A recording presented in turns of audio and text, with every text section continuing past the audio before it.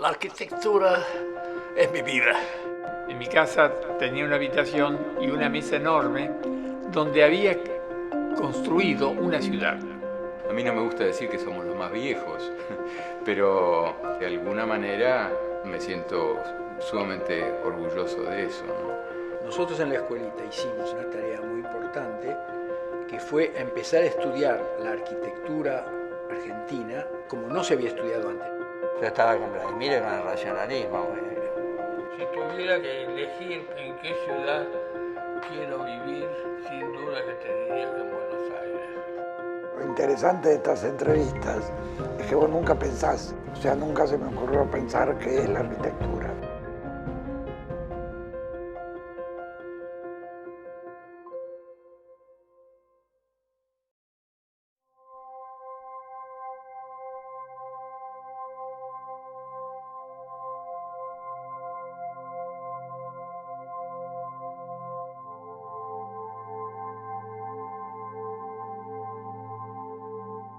Un amigo había entrado el año anterior, me quedaba cerca, no tenía ninguna especial vocación, incluso no pensé tampoco que iba a durar mucho en la universidad. O sea que casi te diría de casualidad entré a arquitectura.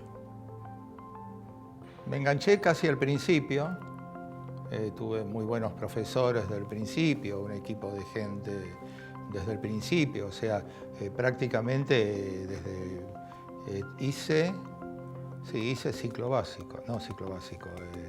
examen de ingreso, que creo que el que más se sorprendió en aprobarlo fui yo. Y no, después entré muy bien, todo bien, la verdad, siempre, sobre todo en las materias de diseño, esas materias, siempre me fue bastante bien.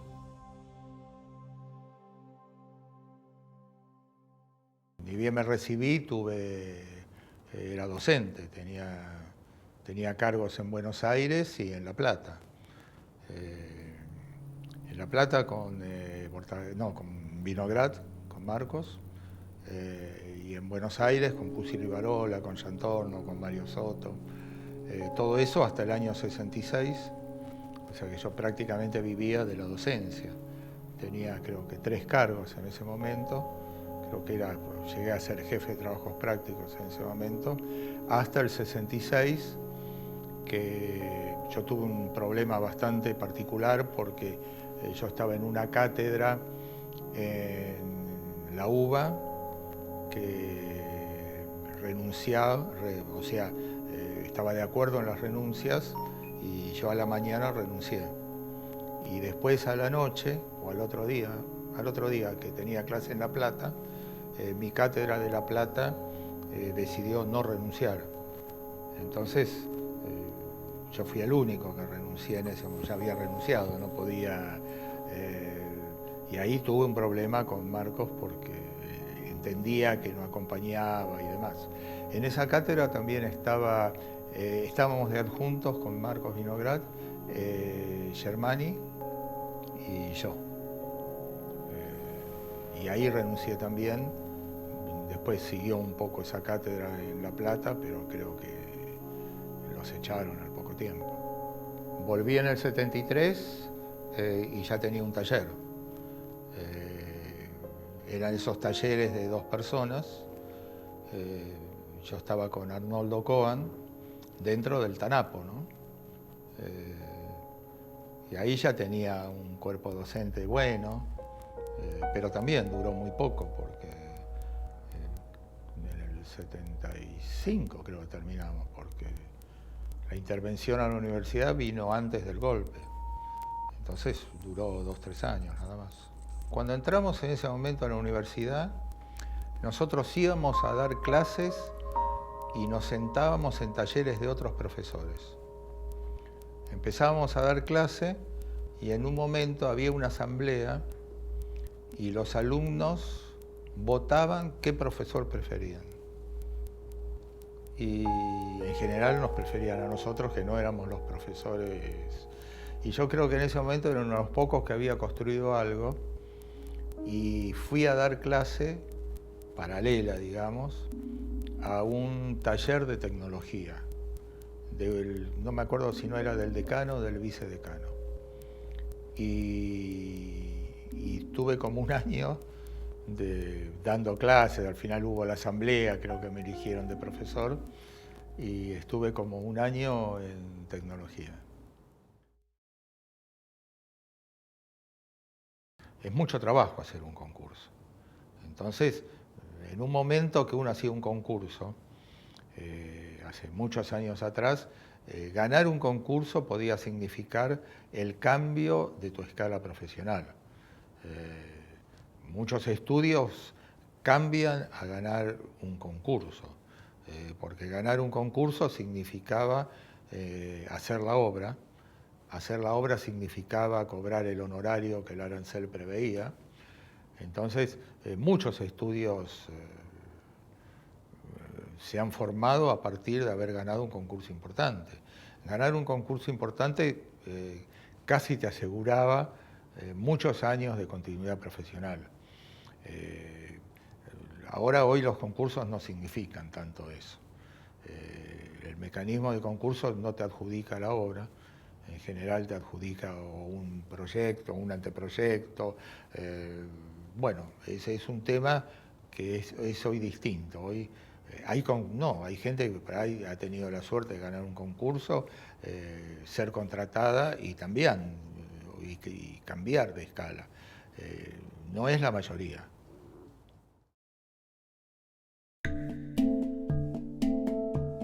Si bien la práctica te va llevando a hacer más cosas de un tipo u otro, la verdad no tenemos una especialidad, nunca nos hemos dedicado a un tipo de obra en particular.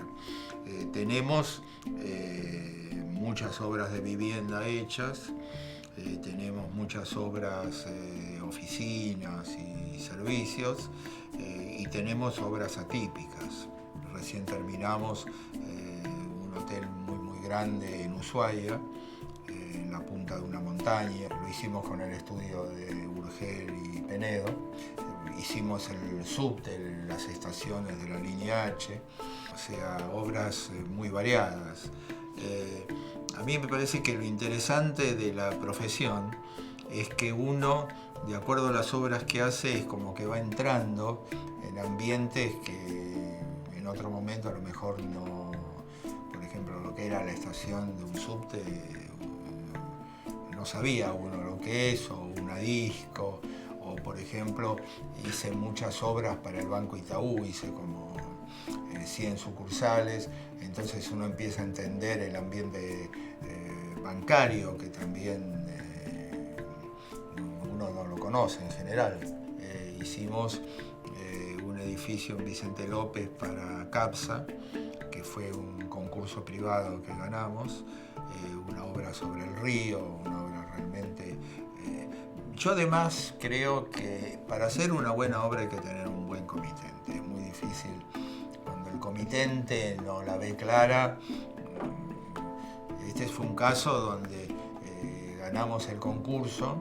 Las bases de alguna manera inducían a hacer el edificio, un terreno muy grande frente al río en Vicente López, para hacerlo en dos partes como pegadas, primero una parte y después la otra. Era demasiado explícito en las bases esa idea. A nosotros esa idea nos pareció mal. No nos parecía interesante porque se perdía la planta grande, que es una cosa desde el vamos buena y demás. Entonces hicimos dos proyectos y sacamos primero y segundo premio. Sacamos segundo premio con lo que las bases medio propiciaban. Y primer premio con el otro, que era un edificio que se hacía toda una planta muy grande en una primera etapa y después se colgaba abajo una segunda, pues es un edificio bajo. Por suerte se hizo todo de un saque. Y ahí tuvimos muchísimo respaldo del comitente. Digamos que es la única manera de hacer determinadas obras, porque el primer respaldo del comitente fue dar el premio a un trabajo que por ahí no era lo que imaginaban. Y después, la verdad, mucho apoyo tuvimos. Otro concurso que nos pasó algo parecido fue otro edificio que terminamos hace relativamente poco, que fue un edificio para Tetra Pak, para la fábrica de los papeles. Y el concurso también pedía un edificio de oficinas medio cercano a la planta o a la fábrica, que la fábrica ya tenía de por sí una parte pequeña de oficinas. Nosotros ahí también, en lugar de hacer lo que de alguna manera parecía que era el tema de hacer un edificio de oficinas y la fábrica, calzamos el edificio de oficinas como medio anexando lo existente. Nosotros usamos para hacer la cubierta y los parasoles con una placa que fuimos generando con el desperdicio de Tetra Pak, de todo el material sobrante de los envases y demás. Otro edificio bastante atípico que también hicimos es lo que hoy es el HSBC en la ex fábrica de Cruz Malta, frente a Parque Lezama. Ese es un edificio que se remodeló la fábrica. Nosotros ganamos un concurso para hacer viviendas ahí. Y cuando ya habíamos medio empezado el proyecto de vivienda y demás, se reconvirtió a oficinas y ese es un edificio también que ha tenido mucho éxito porque fue el primer edificio que certificó LEED para el mantenimiento y demás, y creo que dentro del mercado del HSBC está considerado como un edificio de los mejores.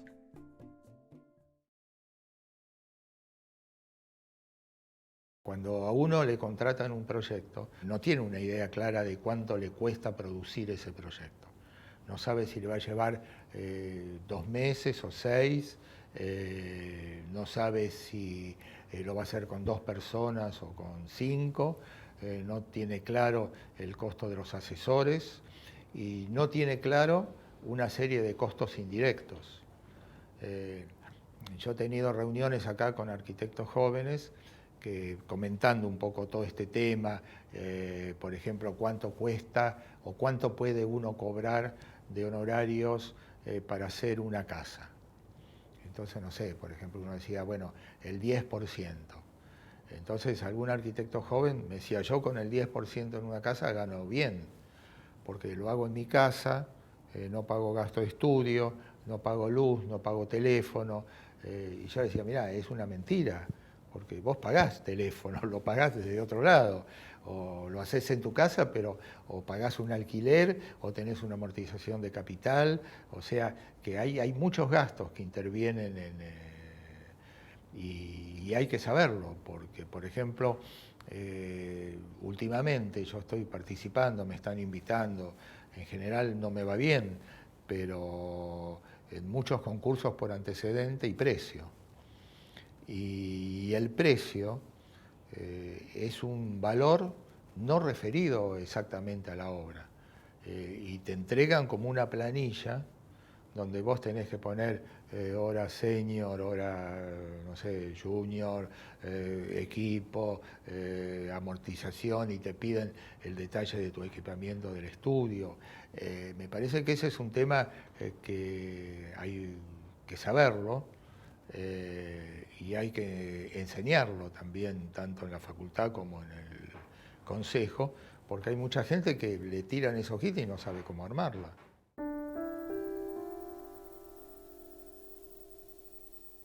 Yo creo que la generación más joven está produciendo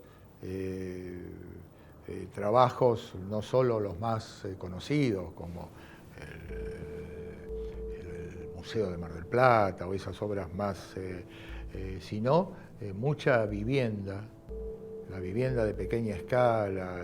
Eso hubo un cambio notable con por ejemplo, muchos edificios de 3, 4 pisos eran edificios de 10 hechos por la mitad. Durante mucho tiempo no había como un pensamiento hacia una manera de vivir distinta y hacia una posibilidad de que la escala del edificio produzca una arquitectura distinta. Yo creo que el entendimiento de la escala en esas obras fue muy importante, porque, es más, yo tengo una primera obra del año, no me acuerdo, 65, 66, que hoy no la quiero mostrar porque es un pedacito de una obra de 10 pisos y tiene 3. También tengo otra que no es tan así, pero hoy, por ejemplo, hay mucha producción de ese tipo, que está dando respuesta a una manera de vivir distinta, con familias de distinto tipo, con parrillas, terrazas, y una escala de edificio muy apropiado para los lugares donde está y para la escala del propio edificio, ¿no? Eso es una cosa producida casi en su totalidad por gente de tu generación, de menos de 50 años, 40 y pico de años. Y también es muy interesante, por ejemplo, en la última Bienal de Arquitectura de Venecia, el pabellón inglés tenía una parte de eso que yo te estoy hablando, de estudios argentinos, pero lo que más le interesaba era cómo se produce esa obra. Porque, por ejemplo, para los ingleses es impensado que un arquitecto junte 4 personas, compre un terreno, lo haga, no lo entienden.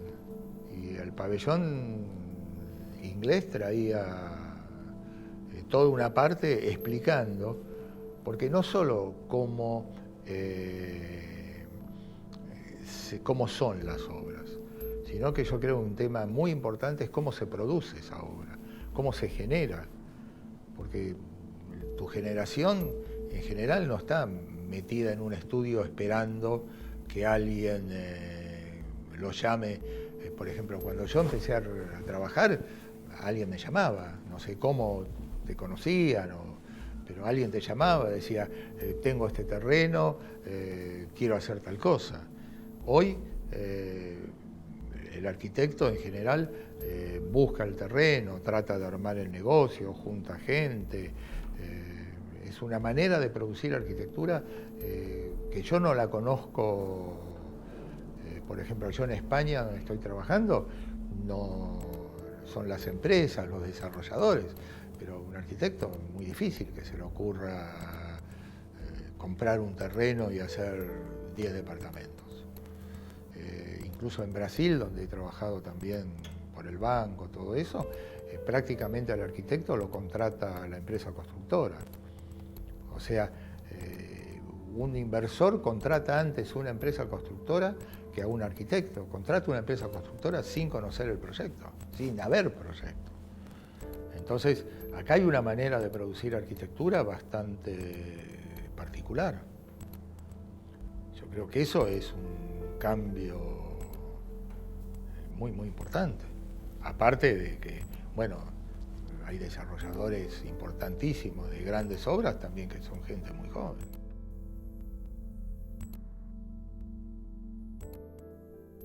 Ahora estamos por empezar 2 edificios de oficinas. Uno sobre Diagonal Norte, que es un edificio de creo que 16.000 metros cuadrados, donde debemos responder a la normativa de Diagonal Norte, que es una normativa bastante difícil respecto a cómo hoy es un edificio de estas características, porque es un edificio que la normativa marca molduras de una cierta altura, cornisa y demás, y lo que nosotros propusimos es un edificio de vidrio, donde toda la normativa de moldura y demás la vamos a hacer en vidrio. Con eso aprobamos un edificio de alguna manera que se ajusta a las líneas que tiene Avenida de Mayo, con un lenguaje absolutamente moderno. Y el otro edificio que es un edificio también bastante grande de oficinas en el distrito tecnológico, en Parque Patricios, a 2 cuadras del Banco Ciudad. Es un edificio para una empresa, un edificio bastante grande.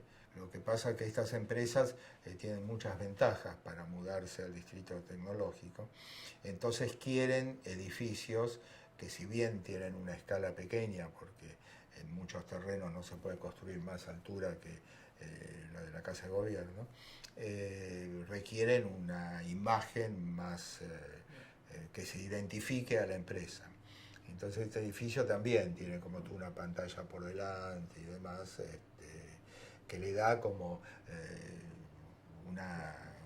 un reconocimiento de un edificio único corporativo.